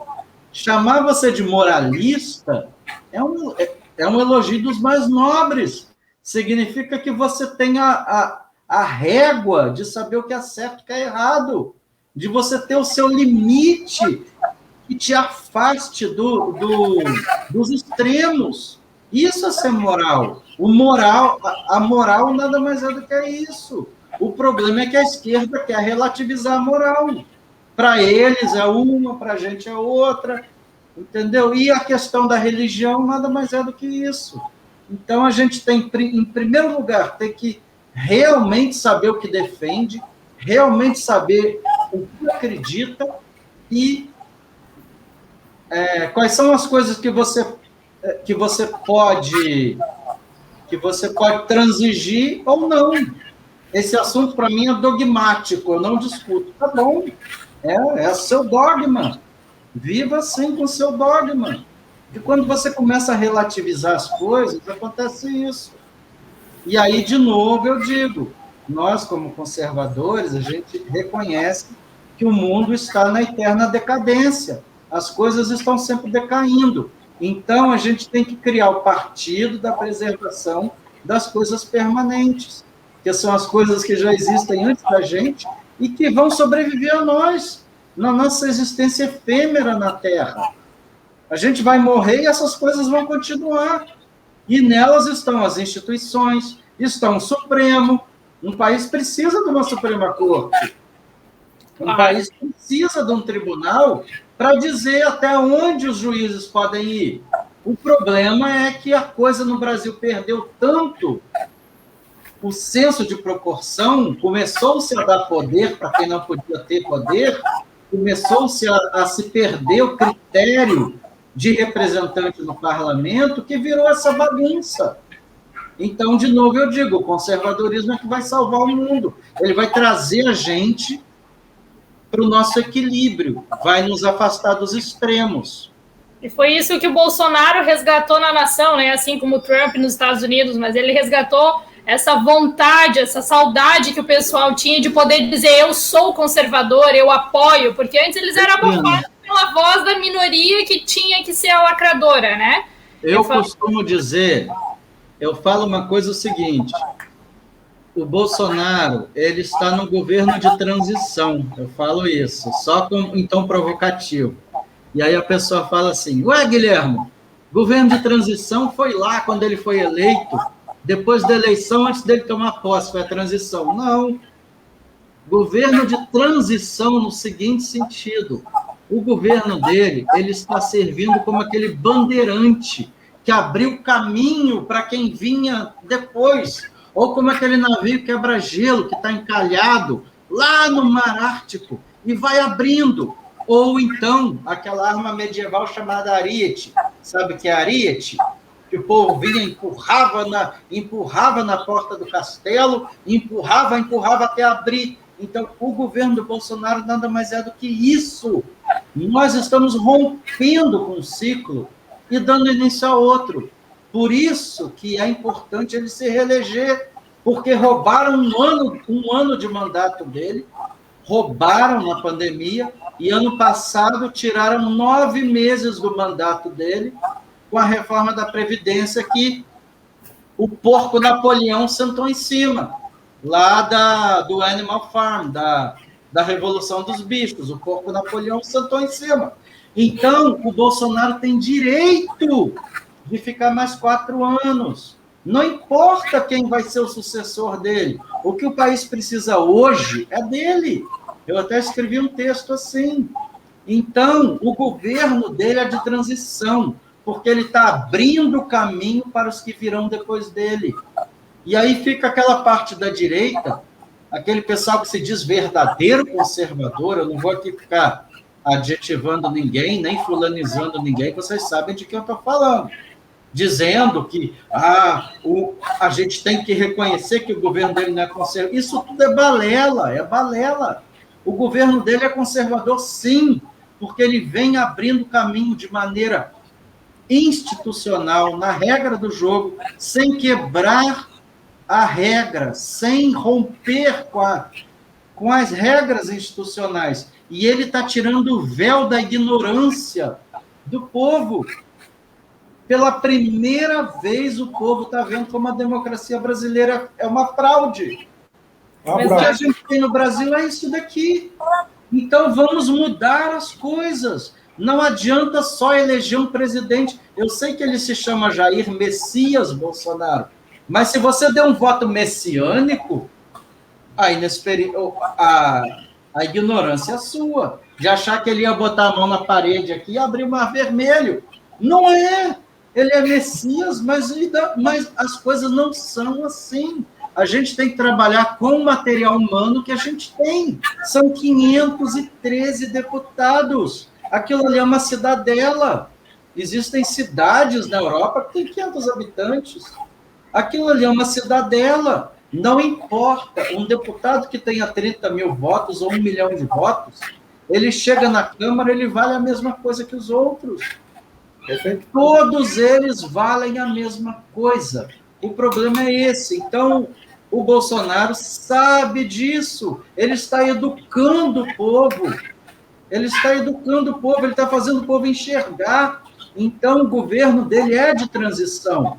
Eu quero, sim, que ele abra caminho para quem venha depois dele. Mas eu quero que ele fique mais 4 anos. Porque agora que o governo dele começou, depois que o porco Napoleão se aposentou. Perfeito. Quem leu aqui A Revolução dos Bichos, que é um livro que eu estou indicando aqui, ao vivo, é um livro magnífico, é impossível alguém não ter lido, do George Orwell, é exatamente o Rodrigo Maia. Eu não estou falando aqui em tom pejorativo. O personagem é ele, é a mesma coisa. Ou é aquele reizinho que tem o rei na barriga. Então, aquele sujeito atravancou o país. Agora, como é que pode uma pessoa ter atravancado o país? Porque as regras do jogo são essas. Então, a gente tem que mudar as coisas de dentro para fora. Então, eu estou animado, sim. Lógico que eu estou animado. Primeiro, porque eu sempre vou estar animado. Mas eu ser animado não quer dizer que eu seja ufanista. Eu não fico aqui nesse tom ufanista, dizendo que o Brasil vai bombar, o Brasil isso, o Brasil aquilo. Não, eu não chego a tanto. Mas eu estou otimista porque só depende da gente. O Bolsonaro já falou, ele deu um recado lá, nos encontraremos em 2022. Então, ele mesmo já reconheceu que ele tem que se lançar candidato à reeleição, ele tem que fazer isso pelo país, mesmo que ele não queira, ele não é dono de si mais. Não, entendeu? E para você ver como são as coisas, né? O Jair é Messias e o outro é Agripino, né? Então você já vê como são as coisas do destino ali, né? E aí eu vejo muito disso, o desespero da esquerda, porque parece que eles não estão conformados com um presidente que governa para todos, diferente do restante que governava só para o seu público. O Bolsonaro é um cara que governa para o Brasil, para todos, para que o negócio melhore. E parece que a esquerda não está conformada com isso, né? Aquela coisa, eles querem que dê errado para eles poderem dizer que eles estavam certos, né? E aí eles ficam desesperados e tentando e gritando desesperadamente em época de eleição. E aí a gente está falando de leite condensado, aí botando a culpa no presidente por causa do oxigênio de Manaus, botando a culpa do Covid no presidente, do dia do silêncio, que uma parte da direita aderiu ao dia do silêncio e o Bolsonaro estava apanhando nas redes, porque eles sabiam que eles não iriam ficar quietos e eles aproveitaram aquele momento para poder bater no Bolsonaro. Então, eu queria que você falasse sobre isso, sobre o desespero da esquerda em ver um governo que governa para todos. Regina, falar sobre a esquerda, para mim, é uma coisa que eu tenho... Sabe aquele teste de autocontrole? Porque você só vai saber se você é uma pessoa que tem autocontrole quando você fala sobre esquerda, quando você dá ouvidos à minoria. Uma coisa eu digo, eu não respeito um comunista e quem é simpatizante de comunista. Eu não respeito. Ponto final. É uma pessoa que não tem... Se eu fosse parlamentar, eu não sou deputado, eu até já pensei, mas eu não nasci para isso. Mas se eu fosse, eu ia tratar esses caras de uma maneira... Não existe isso de, tem que fazer política. Não tem. Esse pessoal não tem. Eles têm que ser relegados ao que eles são. Bandidos, criminosos, psicopatas. E o principal na política, eles são minoria. Qual era a sacanagem que o Rodrigo Maia fazia? Ele deturpava o sistema representativo lá na Câmara de Deputados, porque são 513 deputados. Um deputado se elege com 20 mil votos, outro com 500 mil, outro com 800 mil. Um partido tem 40 deputados e outro tem 2 ou 3. E aí ele enchia a boca para dizer, eu converso com todos os partidos. Errado! Quando ele conversa com todos os partidos, ele iguala um partido igual Rede, que tem 1 ou 2 deputados, com um partido igual o PSL ou igual o PMDB, ou o MDB, que tem um monte de deputado. E aí o problema são as comissões, que agora está dando uma briga nas comissões. Não é? Não quer a Bia Kicis, não quer isso, não quer aquilo. Isso é direito do deputado pelo número pelo número de cadeiras que ele faz no Congresso. Não é da vontade, eu não gosto do fulano, não interessa. Então, você não gosta da democracia, porque é o sistema da representatividade. Então, o Rodrigo Maia deturpou muito a democracia. Esse sujeito, ele merece entrar para o livro da história como o pior político que já existiu no Brasil, que eu conheço, Rodrigo Maia. Porque ele é minoria e maioria. E aí, mas eu dei voz à minoria. Mas a minoria não tem que ter voz. Vamos falar no português, claro, não tem que ter voz. Um PCdoB da vida, que não era nem para existir, mas existe, só no Brasil, que existe um partido comunista que elege parlamentar e ainda quer eleger gente para o Poder Executivo só no Brasil. Mas vamos abstrair esse fato. Um partido que tem 2 ou 3 deputados não pode ter direito de conversar com o presidente da Câmara. É minoria, ponto final, não representa a vontade da maioria do povo. E é isso que eles fazem com o presidente da República.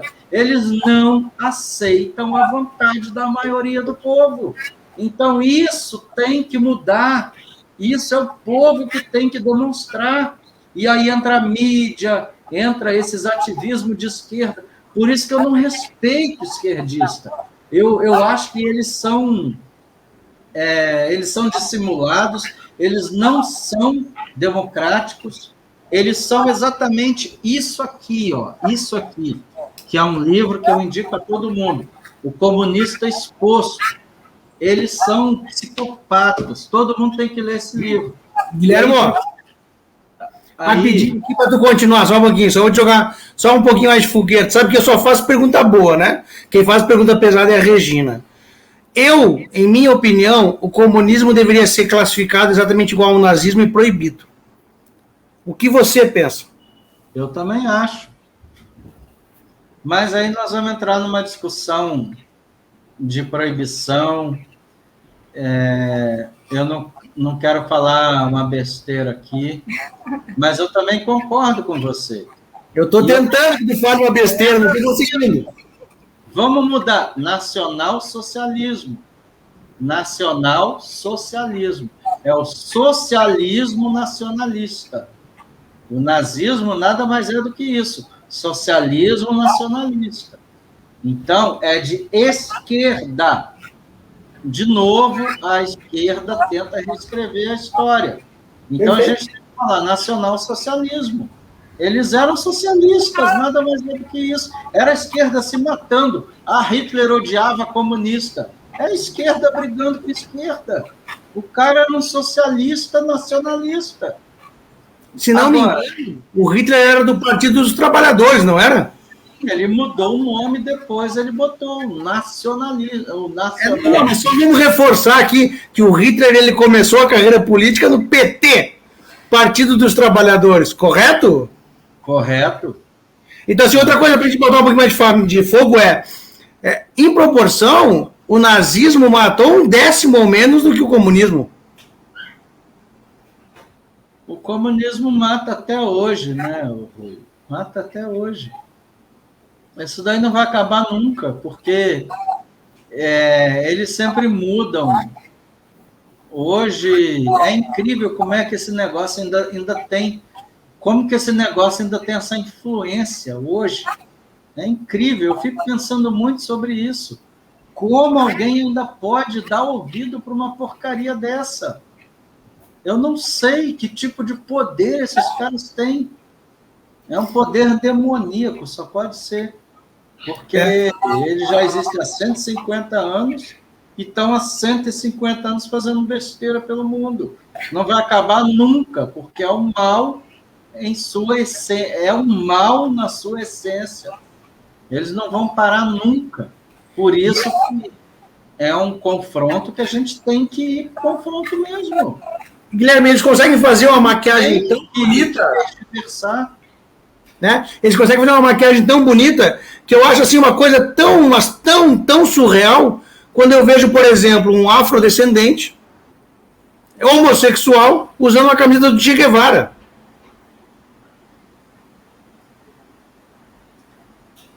Isso aí é a imagem. Eles lidam muito com a imagem. Tá, mas assim como o Hitler começou no PT, o Che Guevara, o que ele falava dos afrodescendentes, eu não vou falar, vou deixar aqui uma pista, quem quiser vai procurar, e ele executava os outros, certo? E como é que o cara não consegue estudar isso e defende isso? Como é que você consegue entender isso? Lavagem cerebral, sei lá, são burros, eles não têm... E não aceitam, a pessoa não está disposta a enxergar, não está disposta.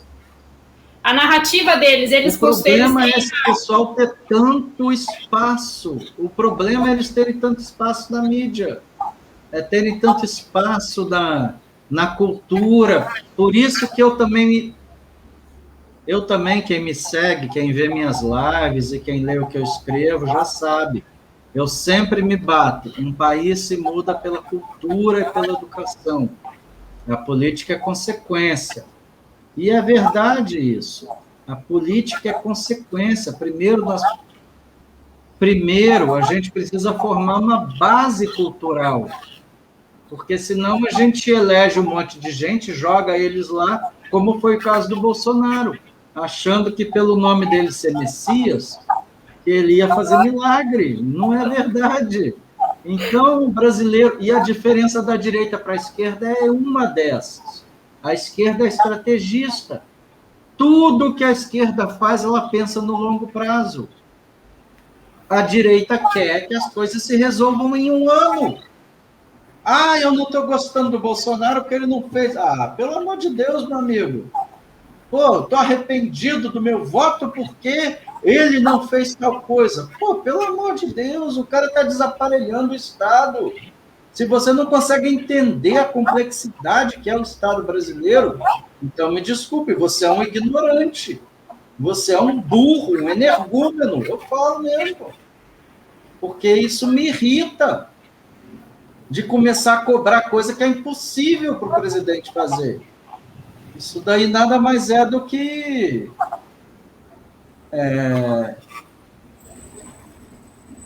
uma pessoa que quer confundir as coisas, que quer dividir, que quer criar coisa, que quer criar celeuma, porque ele está fazendo milagre. Guilherme, qual a nota você dá? Eu dou nota 11. Tem nota 1 a 10, eu dou 11 para o Bolsonaro. 11. Porque o que o sujeito está fazendo, ele é muito melhor que o Trump. Muito melhor. Muito melhor que o Trump. E como é que você vê ele ser melhor que o Trump? Hoje a gente estava conversando com o reacionário de Topete e a gente chegou assim, tipo, uma conclusão rápida. Talvez essa vantagem que ele tenha tido é o quê? Os 28 anos de Congresso, onde ele conhece os meandros, onde ele conhece o ninho dos ratos e como é que eles trabalham. Porque o Trump sempre foi um cara que trabalhou na iniciativa privada, né? Iniciativa privada tem os seus meandros. E a política, o jogo é ultra brutal. Rui, eu acho o seguinte, o Bolsonaro, eu sempre acompanhei ele aqui no Rio, quando ele, em época de eleição para deputado federal. Ele sempre fez eleição assim, como foi a eleição de presidente, era o que era dele, a campanha dele. Eu aqui, quem mora no Rio, está acostumado a ver isso. Ele ficava panfletando no meio da rua, na Tijuca, em cima de um viaduto. Então, dando palestra, ele dava muita palestra. Clube Militar, que é onde tinha a maioria do eleitorado dele, era militar. Então, ele sempre fez campanha desse jeito. Agora, o que tocou o sujeito a achar que para se eleger presidente era só ele repetir essa fórmula, eu não sei. Foi uma coisa divina. Divina. O cara foi tocado pelo Espírito Santo, porque ele repetiu na campanha para presidente o que ele fazia na campanha para deputado. Eu nunca votei nele para deputado. Eu reconheço e nunca votei. Eu via ele, achava até bizarro, ele panfletando, entregando panfleto no sinal, achava engraçado, que figura caricata, mas ele sempre era um dos mais votados no Rio.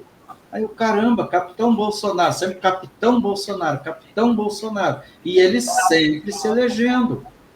O problema é que as pessoas subestimam o Bolsonaro. O sujeito é extremamente inteligente. Ele aprendeu como funciona o sistema. E aí, de novo, eu digo, hoje eu estou fazendo propaganda do meu livrinho aqui. Aqui dentro do meu livro tem um texto que se chama Sobre o Bolsonarismo, que eu escrevi em outubro de 2018, antes do segundo turno. Quando ele teve aquela votação maçante no primeiro turno, aquela votação massiva, que eu acho que era para ele ter sido eleito logo, mas tudo bem, essa é uma outra história, eu escrevi um texto analisando o que era o fenômeno do bolsonarismo. E esse fenômeno do bolsonarismo se repetiu agora na eleição para a Câmara e para o Senado, mas na Câmara, no maior, porque a Câmara são 513, no Senado são 81, não chama muita atenção. Mas a Câmara, a gente viu repetir o bolsonarismo, esse movimento que eu falei aqui, que é uma nova forma de... o bolsonarismo vai além do Bolsonaro. Ele vai... Por isso que eu digo que o Bolsonaro está abrindo caminho para os que virão depois dele. E agora, primeiro nós elegemos o presidente da República. Agora nós somos atrás da tomada do parlamento. Eu não sei que país vai acontecer mês que vem. Eu não sei. Talvez o Arthur Lira traia, que todo mundo fica assim. Mas Arthur Lira é bandido. Você vê o argumento idiota. Mas Arthur Lira é isso. Mas qual o problema? O que importa é o que a gente deixou para trás. A gente varreu o Rodrigo Maia. Nós estamos trabalhando com o material humano que existe. Nós estamos jogando a regra do jogo. Em 2022, nós vamos continuar a nossa limpeza. Mas nós vamos... O que era imprescindível agora? Era romper com o ciclo do Rodrigo Maia, da oligarquia carcomida e putrefata, que está 300 anos atrasando o Brasil. E isso foi feito. E o Bolsonaro fez sozinho isso, com mídia batendo, com todo mundo batendo. Ele reuniu em torno de si uma maioria. Eu não sei, não é função minha explicar esse fenômeno. É função de estudiosos, sociólogos, antropólogos, analistas políticos, mas eles não vêm fazendo a parte deles. Eles preferem ficar boicotando, sabotando e gritando, ele não, Bolsonaro é isso, do que eles estão sabotando a história. Eles estão sabotando esse momento político. Então, eu aqui do meu canto, como uma formiguinha, um analista amador, que enxerga as coisas e que tem mania de ler, que tem muitos elementos, eu então escrevo, eu faço a minha parte, porque esse momento não pode passar em branco. O sujeito é um gênio político. Pelo amor de Deus, quem não enxerga isso está cego. Agora, por que ele faz isso? Não sei. Aí a gente tem que... Aí é o que eu digo. Era função de quem é da área. Eu sou um advogado, eu não sou antropólogo, eu não sou sociólogo, mas que ele está fazendo, está sozinho, ele está abrindo caminho. Em 2022, quando ele vai ser reeleito, em 2026 ele vai entregar um país já longe daquele sistema de 2018, que a gente não aceita. Então, eu, como povo, qual é o país que vai nascer daqui no futuro? Eu não sei. Eu só sei qual é o país que a gente não quer que volte, que é aquele que o Agripino acha que ainda existe, que é aquele que o Rodrigo Maia acha que esse país não existe mais. Não existe mais. Aí começa a aparecer pesquisa de XP dizendo que Sérgio Moro... Gente, isso não existe. Não existe. O Bolsonaro vai ser reeleito, não tem outra maneira. Então, o povo está focado, é uma palavra que eu não gosto, mas o povo está focado, nós estamos imbuídos desse espírito de ir em frente, na expressão que eu uso aqui, que é uma expressão contraditória, mas ela se aplica bem na nossa revolução pacífica conservadora. Por que é uma revolução? O conservador não é revolucionário. Isso é um dogma. Quer dizer, um dogma não. Isso aí virou um tabu. É um mito. O conservador, hoje em dia, ser conservador é ser revolucionário. Precisa ser revolucionário. A revolução que a gente quer criar é para restaurar o que foi perdido lá atrás. A gente não quer criar uma nova sociedade. Nós queremos restabelecer aquela que foi destruída. Então, é uma revolução, só que é uma revolução pacífica e conservadora. Nós não quebramos nada, a gente não derrubou instituição nenhuma, mas a gente restaurou uma tradição que a gente nem sabia mais que existia. Eu jamais imaginei que eu fosse ver isso. Por isso que eu saí da minha caverna, por isso que eu parei de ficar isolado no meu canto, e eu atendi o chamado. Eu vi aquele sujeito lá indo, caramba, eu tenho que participar. Eu não sou do governo, não sou candidato a nada, não vou ser candidato em 2022, ainda que fosse. Qual o problema? É outro critério que a direita tem que mudar, mas eu não sou candidato porque eu não tenho talento para isso. Cada um bota o chapéu onde alcança. Eu não tenho talento para isso. Meu talento é escrever, é falar. Se eu fosse deputado, eu faria muita coisa, mas eu não quero. Eu tenho minha vida aqui em Petrópolis. Eu não ia conseguir ficar longe da minha mulher de segunda a quinta. Eu não consigo. Eu não consigo ficar longe da minha casa. Não adianta. Então, mas eu posso fazer muito escrevendo. Tanto que eu já escrevi esse segundo livro. Eu já escrevi esse segundo livro que tem 3 volumes. Ainda que ninguém compre, não importa. Se uma pessoa comprar e se sentir tocada, já valeu a pena, porque se a gente não registrar esse momento histórico que a gente vive, daqui a 20 ou 30 anos, a gente vai estar velhinho lá dizendo: meu filho, a gente não era fascista, a gente estava lutando pela liberdade. O Bolsonaro não estava prendendo jornalista, quem estava fazendo era o Supremo. Entendeu? Então a gente tem... Aí o professor Olavo de Carvalho diz isso. A gente tem que produzir cultura. Então essa live é importante. Tudo que seja produção cultural de direita é importante. Mas tem que ser uma coisa honesta. Coerente. E ideologizada, não interessa. Esse negócio de ser isentão, já passou essa época. Ser isentão é ser esquerda. Agora é hora da direita, a gente tem que equilibrar o jogo. Guilhermo, acho que a gente passou um pouquinho do tempo ali, já estamos em 1h42. Queria agradecer. Muito, né? Tá ótimo, a gente está aqui para te ouvir, exatamente por isso. Gostaria de agradecer o seu tempo e te dar aí uns minutinhos para suas considerações finais e para que você aproveite e faça a propagandinha do seu livro aí, que é tão importante para a história brasileira e para o momento que estamos vivendo. E fala onde é que o pessoal vai comprar, né? Exato. O meu livro, eu mesmo tenho vendido, ele é vendido pela editora, ou até no site da Amazon. Se buscarem lá com o meu nome, vai aparecer. Mas eu mesmo estou vendendo e mando para a pessoa escrito com dedicatória para ela. Eu escrevo uma dedicatória porque uma coisa eu aprendi no Brasil, Rui e Regina, livro é igual quadro. Só depois que morre é que você explode. Então... quem sabe? Ou então se eu for preso pelo Supremo. Talvez, né?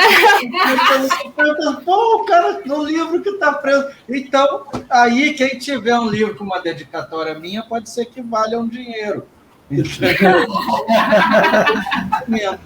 Mas agora, falando sério, eu entendo que esse meu livro é importante, porque são registros históricos desse momento, e é a minha visão de mundo como conservador. O que eu quero? Como eu vejo a vida? Como eu acho que as coisas devem funcionar? Eu falo até sobre essa maldita dessa pandemia nesse livro. Então, só que por inexperiência, por eu não conhecer o ramo onde eu estava me metendo, eu acabei contratando uma tiragem muito grande, de 1.000 exemplares, que eu achei que eu fosse vender rápido. Eu tenho mais de 50.000 seguidores na internet, juntando Twitter, Facebook, Instagram, mas é muito difícil, não adianta. Então, mas aos pouquinhos eu estou indo. Eu tenho uns 300 livros. Dos 1.000, eu tenho uns 300 só. Então, agora eu engatei, eu estou vendendo mesmo, eu enfiei a cara, eu não estava fazendo propaganda, eu estava deixando com a editora e deixa eles, mas agora eu me engajei mesmo, porque eu reconheci que eu tenho que vender esse livro. Até porque eu escrevi o segundo, e eu só vou publicar o segundo quando o primeiro acabar. Então, eu entendo que é importante, porque não existe literatura conservadora assim, como eu me propus a fazer, e tem gente aqui que, no chat que eu trouxe, a Patrícia Costa, a Patrícia Machado, que está aqui, ela comprou meu livro, ela já me deu feedback, e então as pessoas estão gostando. E aí é só fazer contato comigo em qualquer rede social que eu tenha, e eu envio pelo correio, escrevo para a pessoa uma dedicatória. O livro custa R$ 44,00, mais a tarifa de correio, que é quase R$ 11,00, R$ 10,70, é R$ 54,70 no total, e eu mando pelo correio para a pessoa. Amanhã eu vou mandar 8, já está ali os envelopes, e eu espero que eu continue vendendo para me livrar desses 300 logo, porque eu quero publicar o segundo. Então, é isso, é o jeito que eu arrumei para ajudar, para fazer a minha parte, porque, de novo, eu digo, não existe conservador não praticante. Todo mundo tem que se engajar, só que a pessoa tem que descobrir qual é o seu talento. Não é todo mundo que sabe escrever, não é todo mundo que sabe falar, mas ainda que a pessoa fique só publicando meme no Twitter, mas ela tem que se engajar.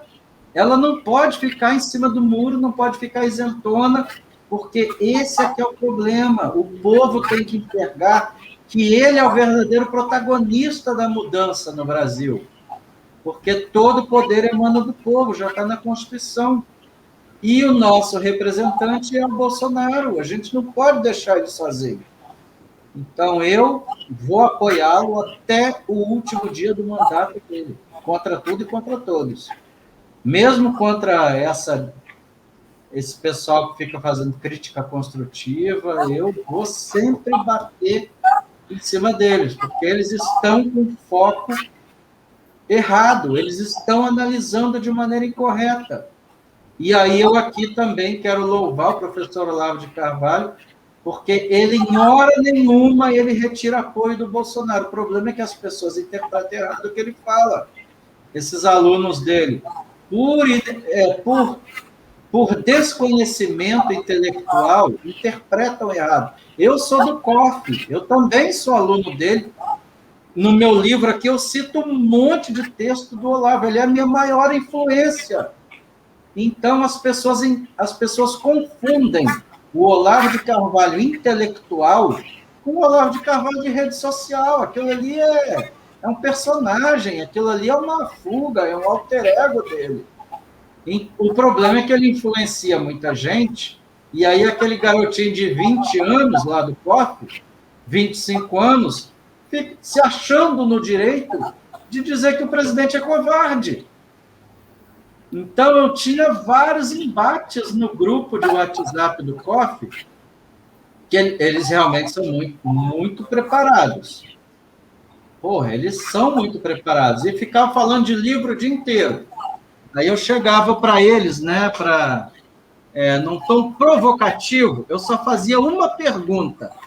Só em tom provocativo, mas respeitoso. Ok, vocês já falaram tudo que vocês estão lendo. Agora me diga uma coisa, o que vocês estão escrevendo?